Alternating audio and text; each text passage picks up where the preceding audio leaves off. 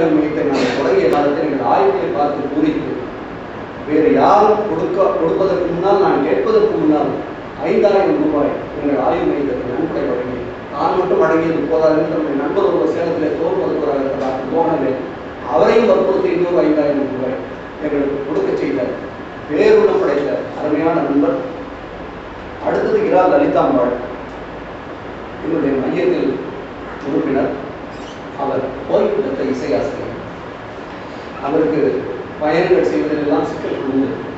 இருந்தாலும் எதை பற்றியும் கவலைப்படாமல் கோவில் என்றால் என்னை கூட்டிக் கொண்டே போக வேண்டும் என்று அடம் பிடித்து அந்த பயணத்திற்காக செலவு அனைத்தையும் தன்னுடைய ஓய்வூதியத்திலிருந்தே தந்து எவ்வளவு செலவானாலும் பரவாயில்லை என்னை அழைத்து சென்று நான் கோயில் பார்க்க வேண்டும், உங்கள் ஆய்வுகளோடு நானும் என்னை தொடர்புபடுத்திக் கொள்ள வேண்டும் என்று அவர்கள் வீட்டில் வேண்டாம் என்றாலும் கூட நாங்கள் வேண்டாம் என்றாலும் கூட எந்த பிரச்சனை பற்றியும் கவலைப்படாமல் தொடர்ந்து வந்து எங்களோடு உழைத்துக் கொண்டிருக்கிற நல்ல உள்ளம் அவர்களை இங்கே அழைத்திருக்கிறேன்.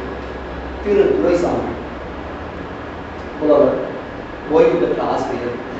இன்றைக்கு கலைக்கோளை உலகத்துக்கு தெரியும், குடவாயில் பாலசுப்ரமணியத்தின் உலகத்துக்கு தெரியும், பேராசிரியர் ராஜவேலுவை தெரியும். ஆனால் துரைசாமி அவர்கள் மிகச்சிறிய வட்டத்திற்கு மட்டுமே அறிமுகமானவர். ஆனால் அவர் செய்திருக்கின்ற உழைப்பு எங்கள் 3 பேர் உழைப்பையும் சேர்த்து செய்திருக்கிறார். அவர் சேகரித்திருக்கின்ற கல்வெட்டுகள் 1-2 அல்ல, சேலம் மாவட்டம் முழுவதும் தனி ஒரு மனிதராக பயணப்பட்டு ஏராளமான கல்வெட்டுகளை தமிழ்நாட்டின் வரலாற்று வெளிச்சத்திற்கு கொண்டு வந்த மிகச்சிறந்த நபர். எந்த நூல் வரலாறு தொடர்பானது எங்கு வெளியிடப்பட்டாலும் உடனடியாக சொந்த காசை கொடுத்து நேரடியாக சென்று வாங்கக்கூடிய அரிய மனிதர். நான் சொன்னேன், இந்த மாதிரி புத்தகம் வெளியிடுறோம் நீங்கள் வாருங்கள். உடனே சொன்னார், தினமணியில் பாலு புத்தகம் கூட வந்திருக்குங்க, கோபுரத்தை பற்றி ரெடி பார்த்தேன், நானே வாங்க நினைச்சு நேராக பாலு பார்த்து ஒரு காப்பி வாங்கிக்கலாம்னு வச்சுருக்கேன்.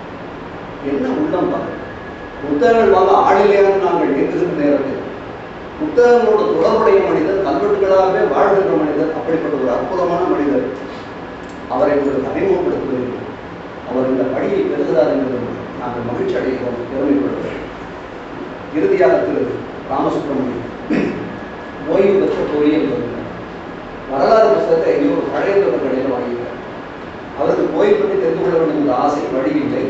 அந்த புத்தகத்தை படித்தவுடன் அவருக்கு ஒரு தென்பு நேரடியாக மருத்துவமனைக்கு என்னை பார்த்தார். ஏன் அந்த புத்தகம் வாங்கியிருக்கேன், இதை பார்த்தோம்னா ரொம்ப சந்திக்கணும்னு தோணுச்சு, நான் கோயிலுக்கு தான் போகணும்னு சொல்லிட்டு ஓய்வு பெற்றிருக்கிறேன், ஓய்வு ஊதியத்தை வைத்துக் கொண்டு தான் இப்பொழுது நான் என்னுடைய வாழ்க்கையை நடத்துகிறேன், கோயில்களுக்கு எல்லாம் ஆய்வு செய்ய வேண்டும்னு சொன்னார். ஊரெல்லாம் எங்க இருக்குன்னு கேட்டேன். அவருடைய ஊரை சொன்னார். அது பூவாலைக்குடி என்ற குடைப்படைக்கு அருகில் உள்ள ஊர்.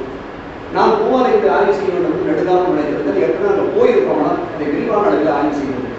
அதனால் அவரிடம் அதை சொன்னேன். போயிட்டு வந்து ஒரு அறிக்கை கொடுத்தாங்க. கவர்மெண்ட்ல கூட இப்படி அறிக்கை கொடுப்பாங்க. ஒரு சின்ன அறப்பயர் நோட்டில் இவர் எப்படி புறப்பட்டாரு, அந்த குடைவரை எவ்வளவு தொலைவில் இருக்கு, எந்த பேருந்து வழியாக போகலாம், எங்கே இறங்கி எவ்வளோ தூரம் நடக்கணும், குடைவரை காவலர்கள் யாரு, எந்த நேரம் நடந்திருக்கும், குழுக்கள் எங்க இருக்க வசதி என்னால் கூட அவளை மெட்டிக்குலஸ் எழுத முடியுமான்னு சொன்னேன்.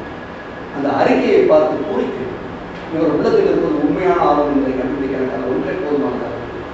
என்னுடைய நூல்களை வாங்கியவர் சொன்னார், நான் தலைக்கோள் எந்த நூலாக உடனே சொன்னாலும் வாங்கிக்கிறேன்னு சொன்னார். தலைக்கோள் நூல் வெளியானவுடன் சொன்னேன், தலைக்கோள் வந்துருக்கிறது. ஏன்னா இப்போதான் வேலை தேடிட்டு இருக்கேன், நான் இவ்வளோ நாளாக நினச்சேன் என் ஓய்வூதியிலேயே சமாளிச்சிடலாம்னு. ஆனால் இப்போ இந்த கோயில்களுக்கு போகிறதுலாம் பார்த்தா நிறைய செலவாகுது, ஏதாவது ஒரு வேலை செஞ்சு இந்த கோயிலெலாம் பார்க்கணும் நான் முடிவு இருக்குது. இப்போ போய் வேலையில் சேர்ந்துட்டு முதல் ஊதியத்தை கொண்டு வந்து தலைக்கோள் வாங்கி நினைக்கிறார். இவர்கள் வாங்குகின்ற அந்த படி என்னை பெருமைப்படும், என் உழைப்பை பெருமைப்படும். அதன் காரணமாகத்தான் இந்த ஒப்பற்ற மனிதர்களை எடுத்துட்டு இவர்கள் ஒரு ஒப்பற்ற மனிதர் வெளியிடப்படும் அந்த நூலை வாங்க போகிறார். இவர்களோடு சேர்ந்து எங்கள் தங்கம் அகிலாவும் வாங்குகிறார்.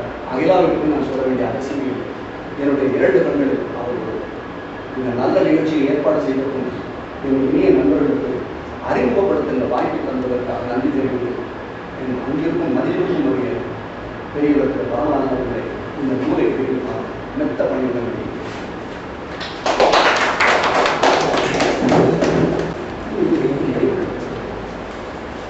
சுந்தரபிரகாஷ்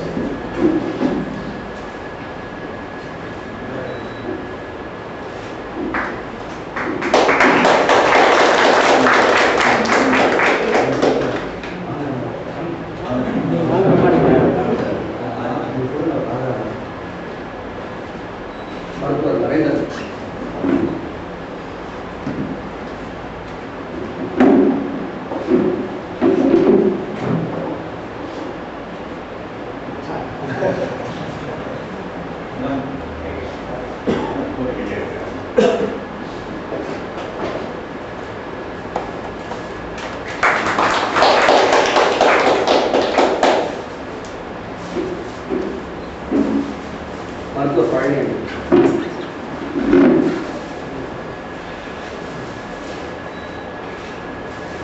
பேசாங்க.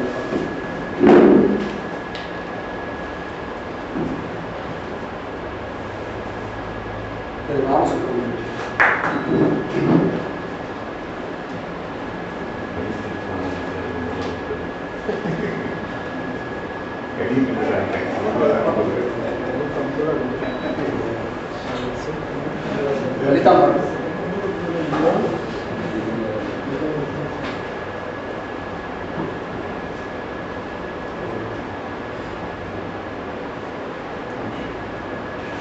அகிலா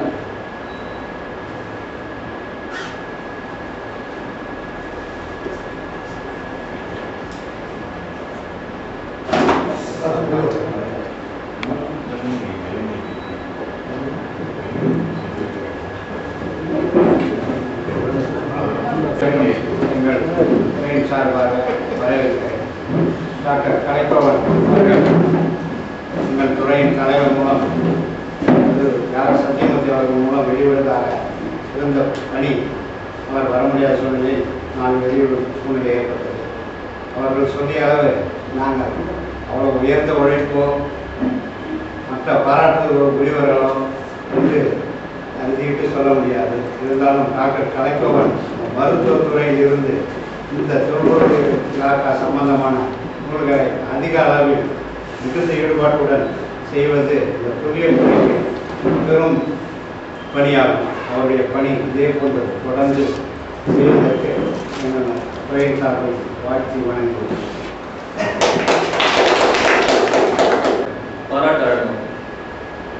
பாராட்டு பெறுபவர்கள் திரு வெள்ளையாம்பட்டி சுந்தரம், சேகர் பதிப்பவன், திரு இரா ஞானசேகரன், ஜோதி அரசு. இவர்களை அனுபவப்பட்டவர் டாக்டர் கலைப்பவன். இந்த பாராட்டம் இந்த நிகழ்ச்சியின் இறுதிக்கட்டமாக தான் ஏற்பாடு செய்யப்பட்டிருந்தது. ஆனால் அவசியம் கருதி இதை சற்று முன்தள்ளி வைத்திருக்கிறோம். லால்குடியில் என்னுடைய நூல் தலைக்கோள் வெளியிடப்பட்ட போதே அந்த நூலை வெளியிட்ட திரு வெள்ளையாம்பட்டி சுந்தரம் அவர்களை பாராட்ட வேண்டும் தான் நினைக்கிறேன். என் நூலை வெளியிட்டிருக்கிறார் என்ற காரணத்துக்காக அல்ல, தமிழ்நாட்டில் வரலாற்று நூல்களை வெளியிட்டு அதன் மூலமாக தன்னுடைய சொத்தை எல்லாம் இழந்த ஒரு மனிதர் இருப்பார் என்றார் அவர் வெள்ளையாம்பட்டி சுந்தரம் ஒருவர். நாங்கள் எல்லாம் வரலாற்றுக்காக செய்கிறோம், ஆனால் ஏதோ ஒன்று எங்களுக்கு திரும்ப கிடைக்கிறது. குறைந்தபட்சம் புகழாகும், நானாகட்டும், ராஜகுருவாகட்டும், பாலசுப்ரமணியம் ஆகட்டும், ஏதோ ஒரு வகையில் ஏதாவது ஒன்று எங்களுக்கு கிடைக்கிறது. ஆனால் அந்த மனிதர் இதுவரை தந்திருக்கின்றாரே தவிர எதையும் பெற்றதாக எனக்கு தெரியவில்லை. ஆனால் நல்லவர்கள் மனதில் இல்லாமல் இருக்கின்றார். நான் நெடுங்காலமாக அவரை பார்த்து கொண்டிருக்கிறேன். என்னுடைய சமயனார் இளம்பவனார் அவர்கள் அவருடைய நெருங்கிய நண்பர். இவர்கள் மிகச்சிறந்த நண்பர்களாக, குடும்பத்தில் ஒன்றியவர்களாக பழகுவதையும் அவர்கள் வாங்கையும் பார்த்திருக்கிறேன். ஆனால் எனக்கு அப்போதெல்லாம் அவ்வளவு தெளிவாக தெரியாது எந்த அளவிற்கு திரு சுந்தரம் அவர்களுக்கு வரலாற்று ஈடுபாடு. பல பேரை தொடக்க நிலை ஆய்வாளர்களை கூட இந்த வரலாற்றுக்கு ஈடுபாடு கொள்ளுமாறு செய்து பல பேரை நூலாசிரியர்களாக மாற்றி ஏராளமான வரலாற்று நூல்களை பதிப்பித்திருக்கின்ற ஒரு மகத்தான மனிதராக திரு சுந்தரம் அவர்களை இருக்கிறார்கள். எனக்கு தெரிந்து தமிழ்நாட்டில் அதிக அளவில் வரலாறு தொடர்பான, கல்வெட்டு தொடர்பான, தொல்லியல் தொடர்பான நூல்களை ஒரு தனி மனிதர் வெளியிட்டிருக்கின்றார் என்றால் அது திரு வெள்ளையாம்பட்டி சுந்தரம். பாரதி ராஜா யாரை பார்த்தாலுமே அவர்களை கதாநாயகர்களாக ஆக்கிவிட முடியும் என்று சொல்வார். அதுபோல வெள்ளையாம்பட்டி சுந்தரம் யாரை பார்த்தாலும் அவரை ஒரு நூலாசிரியராக ஆகக்கூடிய அளவுக்கு வல்லமை பெற்றிருந்தார். இதனால் எல்லா நூல்களையும் அவரே எழுதினார் என்ற பொருள் அல்ல, எழுத வைத்து விடுவார். இழுத்து சென்று களத்தில் நிறுத்தி பார் எழுது என்று சொல்லி ஒரு நூலை வரவழைக்கக்கூடிய தெம்பும் ஆற்றலும் வசதி